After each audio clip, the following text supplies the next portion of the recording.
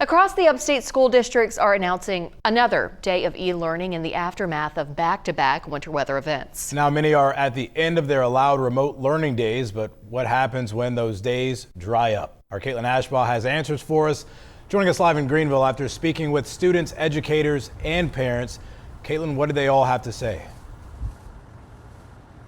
I hope school gets canceled, right? That's typically what you'll hear from students if you ask them, especially with the snow days we've been having. But for parents and educators, right, this is not just the excuse to log on from home behind the screen. It creates a lingering strain.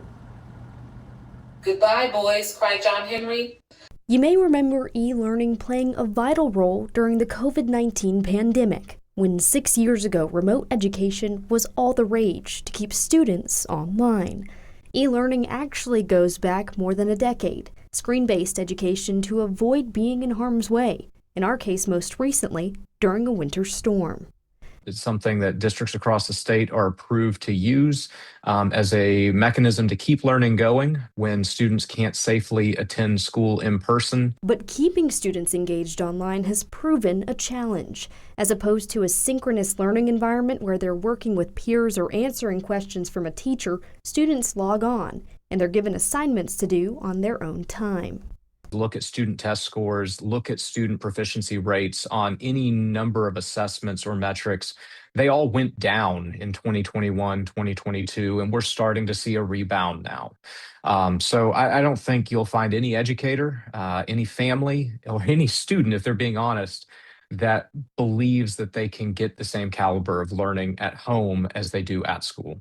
And the challenge grows further than just the grading scale. Families need to make last-minute arrangements to stay home or find childcare, while teachers work longer to create hybrid lesson plans that work through a screen. We need to be judicious in its use with an understanding that our primary goal has always got to be to have schools open, to have students in them so that learning can advance to the greatest extent possible.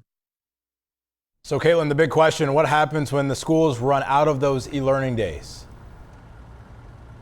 Hey, Rashad. Well, basically, we do know that the state of South Carolina allots about 5 e-learning days for each public school district. Once they reach that point where they are at the end of it, they will have to make those up in the new year. Usually that's allotted in their school calendars. We checked with Greenville, Anderson, Spartanburg. Most of them at this point have either used most of their days or they've used them completely. And that means what I mentioned is that they'll have to make them up later in the year. Of course, some districts might advocate for the state or local school board to have those days forgiven, but as I mentioned, that will require going through additional processes later in the school year. Reporting in Greenville, Caitlin Ashbaugh, WYFF News 4.